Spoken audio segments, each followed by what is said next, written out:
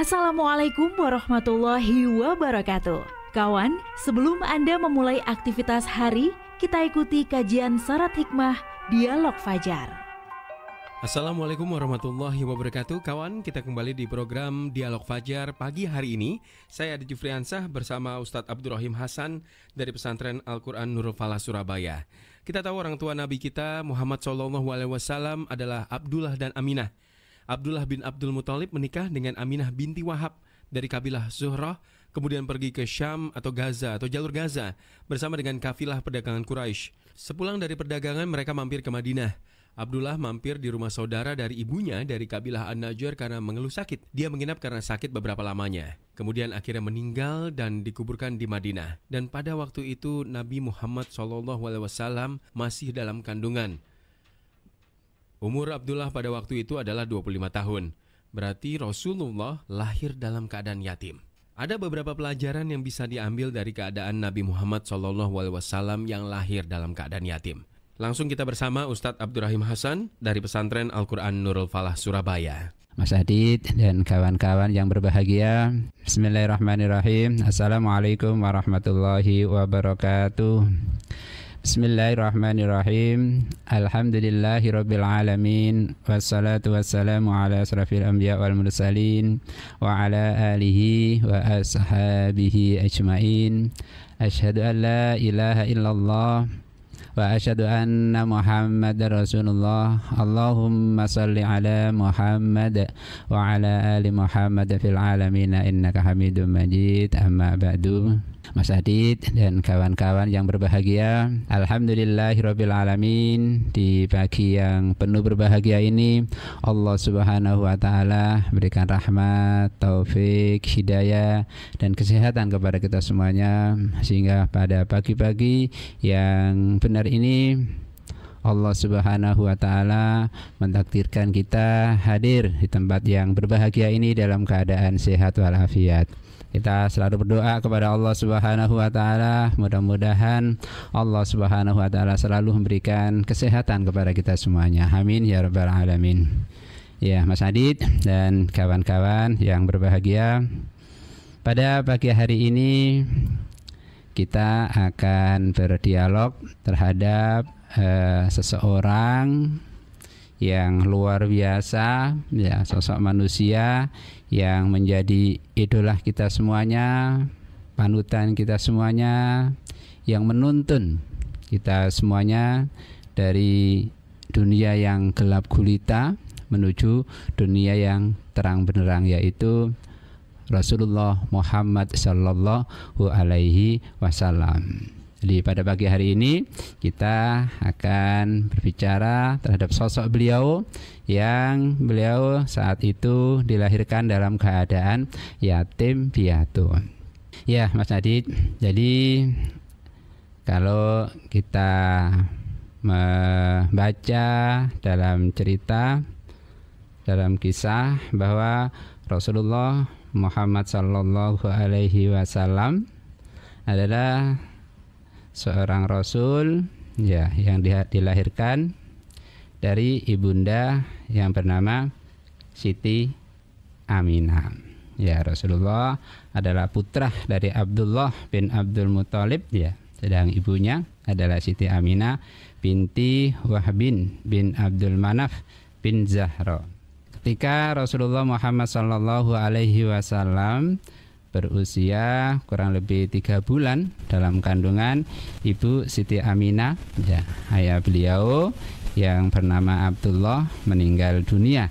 Ya, jadi pada waktu itu Abdullah beserta teman-temannya pulang berdagang dari negeri Syam dan sampai di kota Yasrib atau Madinah. Abdullah sakit dan oleh teman-temannya dititipkan untuk dirawat di rumah seseorang yang berbangsa Quraisy dari Bani Adi.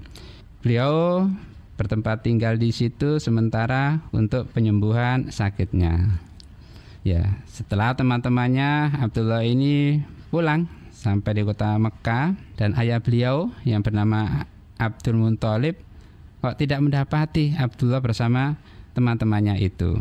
Maka Abdullah Abdul Muthalib bertanya pada rekan-rekannya tadi, mana Abdullah kok tidak kelihatan ya.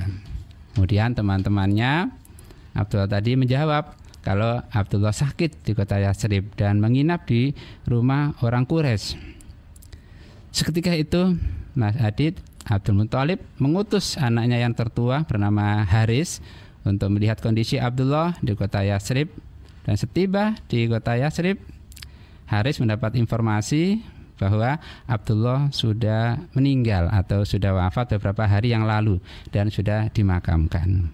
Jadi Rasulullah Muhammad SAW lahir ke dunia ini, beliau sudah tidak menemukan atau tidak melihat ayah beliau, yaitu beliau dalam keadaan yatim karena ayahnya sudah wafat tadi itu.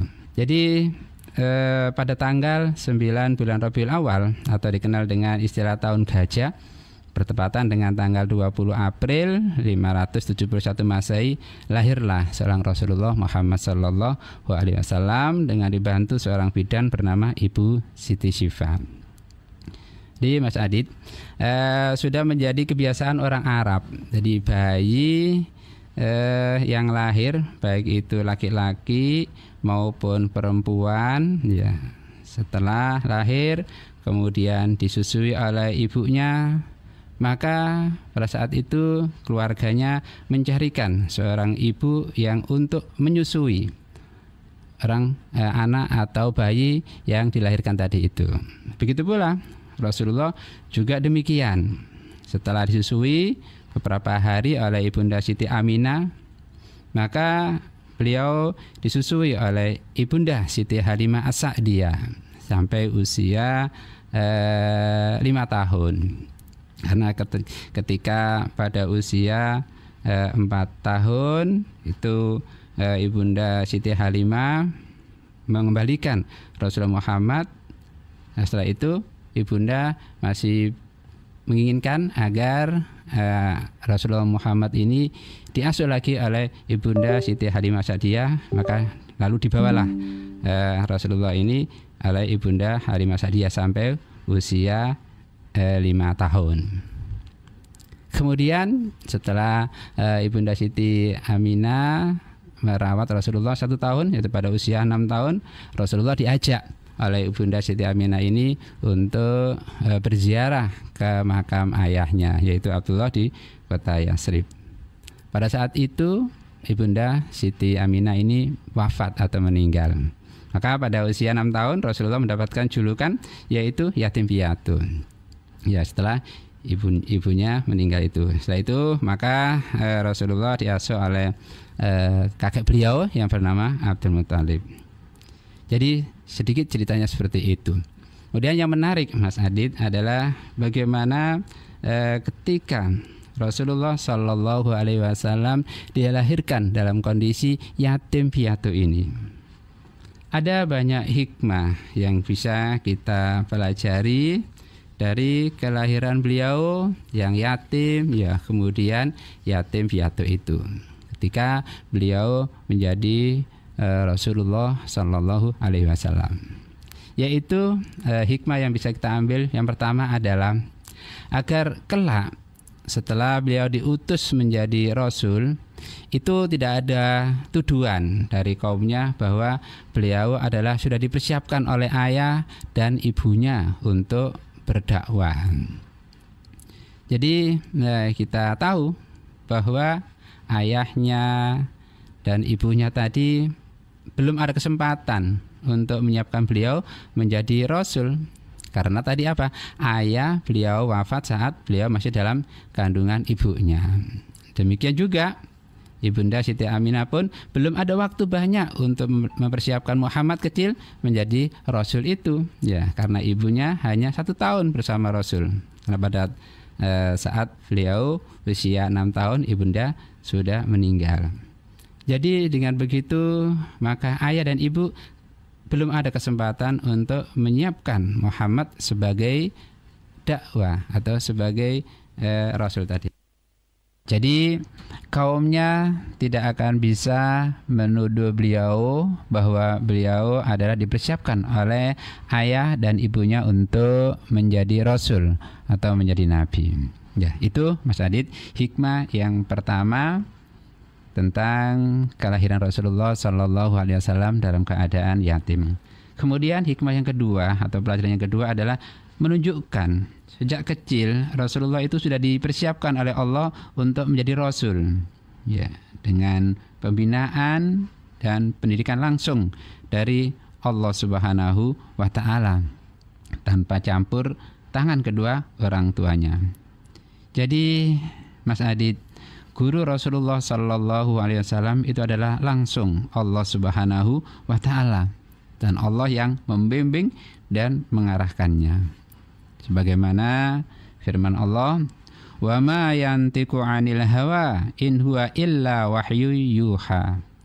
Dan tidaklah yang diucapkan Muhammad itu menurut hawa nafsunya, melainkan adalah wahyu dari Allah Subhanahu wa taala yang diwahyukan kepada beliau Rasulullah Muhammad sallallahu alaihi wasallam.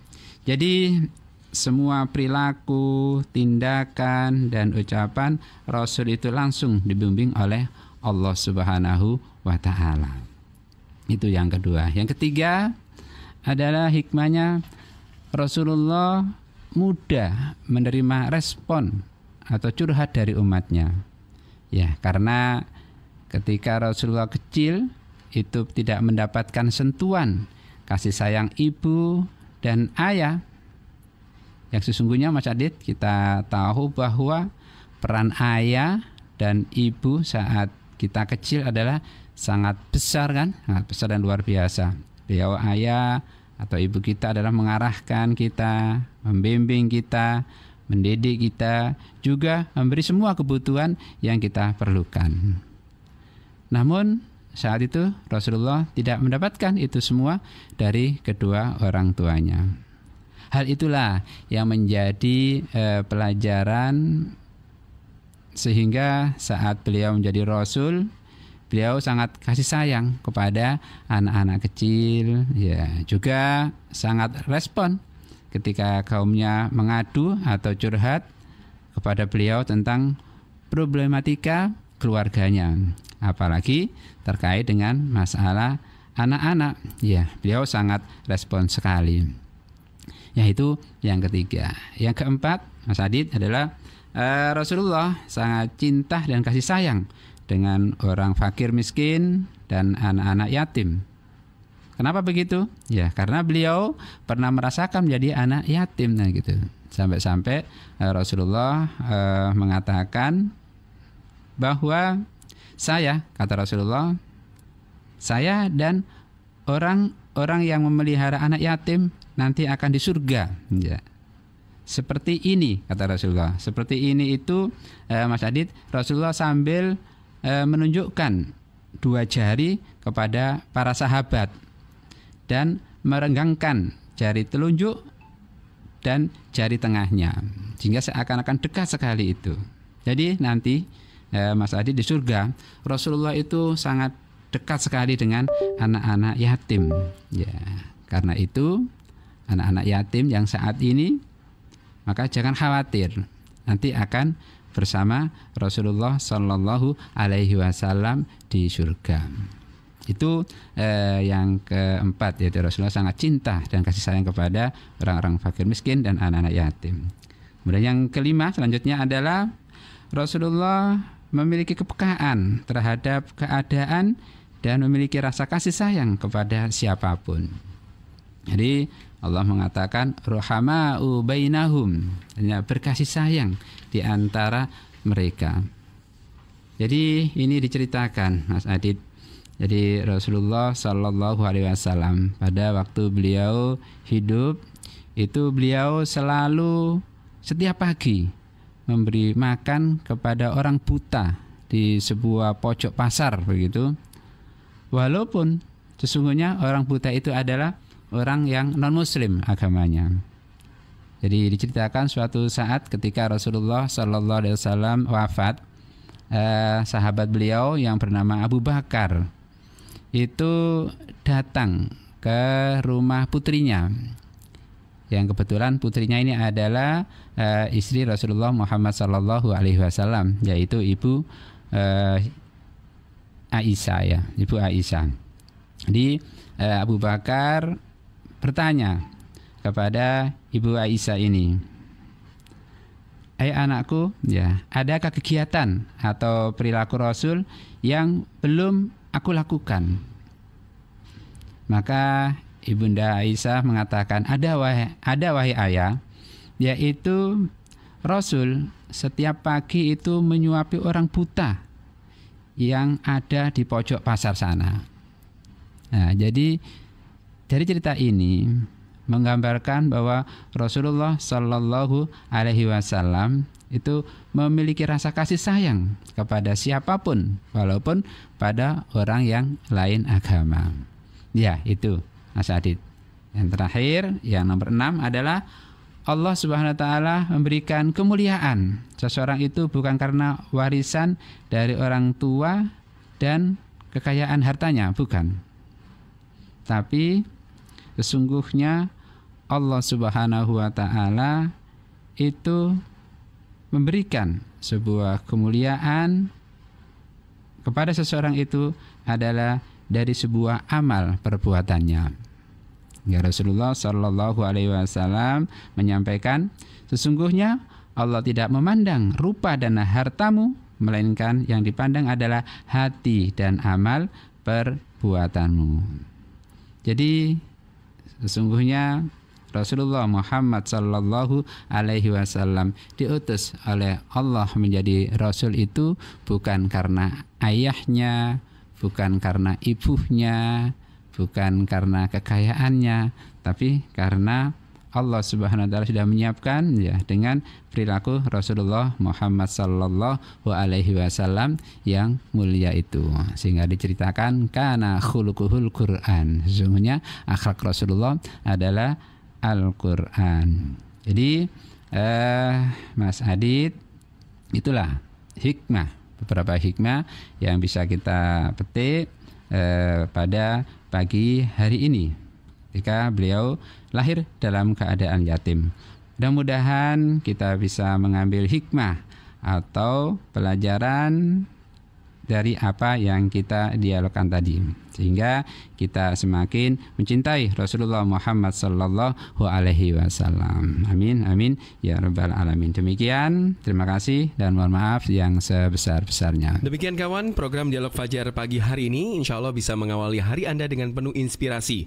Saya Jufriansah pamit. Wassalamualaikum warahmatullahi wabarakatuh. Program Dialog Fajar yang baru Anda simak kerjasama Suara Surabaya dan Pesantren Al-Quran Nurul Falah Surabaya, lembaga dakwah yang amanah, profesional, dan berbasis Al-Quran. Pesantren Nurul Falah mencetak guru-guru Al-Quran dengan metode tilawati dan tahfidz Al-Quran. Informasi dan pemberian donasi hubungi 031 828 1278 atau nurulfalah.org. Wassalamualaikum warahmatullahi wabarakatuh.